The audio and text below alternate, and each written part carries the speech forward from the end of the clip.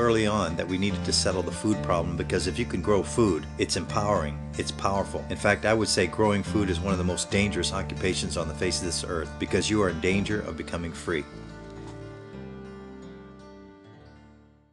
The trail is dark and dusty, the road is kind of rough. It was started back there when the hippie movement, I was part of that. It had a transformation back then. I think the defining moment had something to do with the Vietnam War. That generation that I was part of was graduating from college, and they were being subject to the draft. The war ended the fun times for me, and I had to be serious about things. And then I found myself thinking, hey, wait a minute, there's different ideas, there's alternatives to think about. And so I put on the brakes and backtracked and said, what can I do that I really want to do, that I really need to do? I started asking questions about, hey, what are we here for, and what do we put on this earth to do? And asking questions, I guess that's a dangerous thing. Today, agriculture is going far beyond nature to produce new miracles. 2001, when we found out that genetically modified food had entered the food supply, I said, you did what? To me, to my food, to my children? And as soon as I knew that they had attacked my children with this foreign stuff, I got mad and I said I had to stop this once and for all, because we were just fiddling around. This was a seminal moment that I said I'm not going to take this any longer. I knew I couldn't do much about the air we breathe and the water we drink, but when it came to putting this alien food into my children's mouth, I wasn't going to let that happen. So I said we are going to grow as much food as we can here.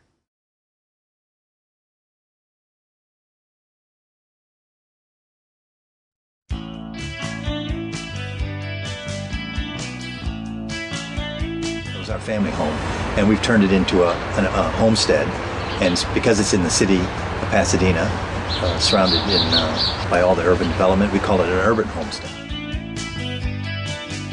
We have a major street. We're right by Old Town Pasadena. Another freeway comes through here, so we're smack dab in between two freeways. We're on 1/5 of an acre here, but 1/10 is cultivated, so our property is 66 by 132.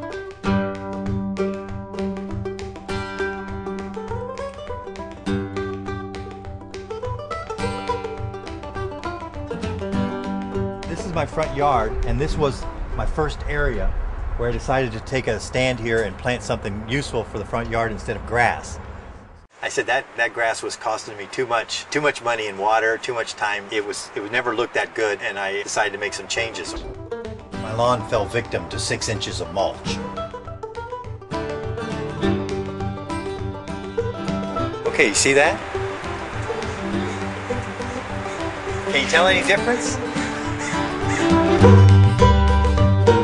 A lot of people start looking at how we're growing food. It's because we grow 6,000 pounds of fruits and vegetables a year on 1/10 of an acre of cultivated land. You have to rethink the possible. We're showing them that you can start where you are and do something different.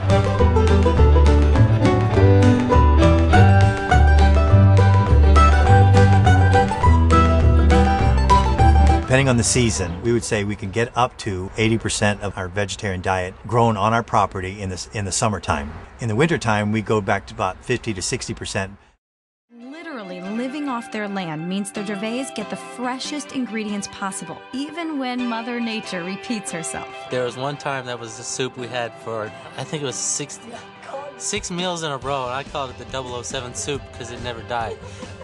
It just kept coming back and coming back. I mean, there's nothing wrong with the soup.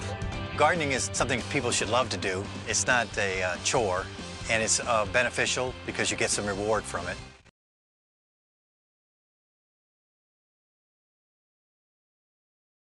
They say the average salad travels 1,400 miles to get to the table. We chose to go a step backwards.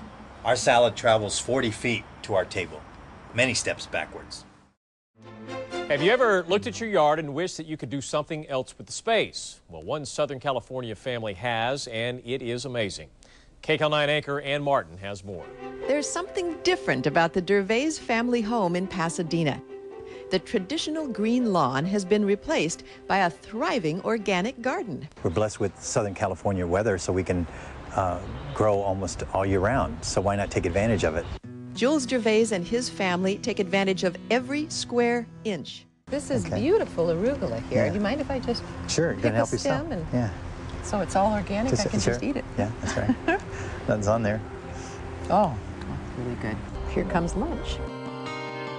How beautiful is that? All right. Isn't this wonderful? Sitting outside with a beautiful salad we picked ourselves. This is wonderful. And, you know, picking it right then. So what was it, picked half hour ago? Mm-hmm. So you had... The delicious taste of this salad is all the argument that you would ever need to grow your own variety of vegetables in your backyard. It's so good. It's really wonderful, Jules.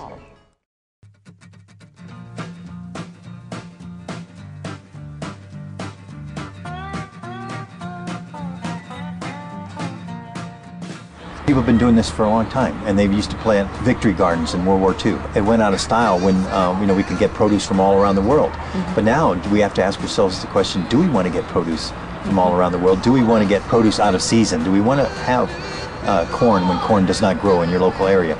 So just making that choice of buying in season, you're making a conscious choice to say, no, that food has got to be grown in this area or in this climate zone, and you're not going to get it from some other country, another part of the world. You're choosing to, you know, eat where you live, and that choice can make a big difference.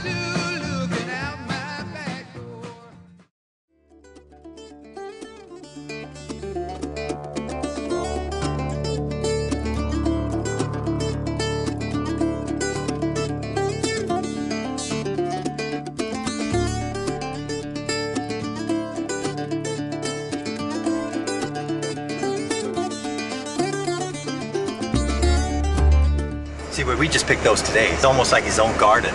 You know, it doesn't go through any handling, extra handling, or go through the market, and they bring it back. It just goes straight. It's a direct route.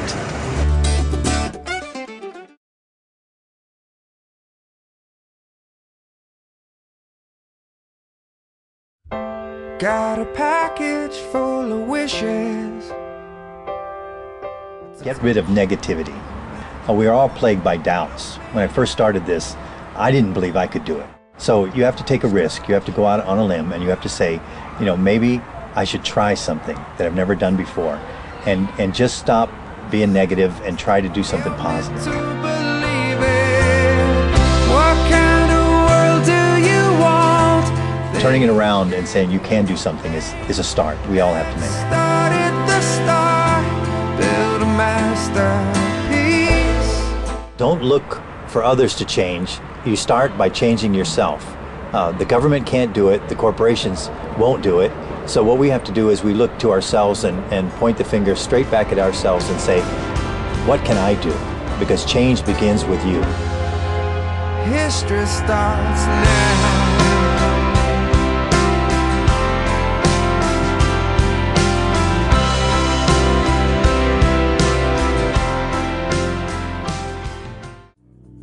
Passion takes on a purpose.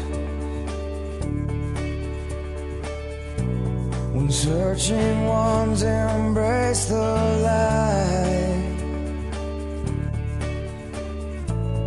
you'll know it's here. When the lost find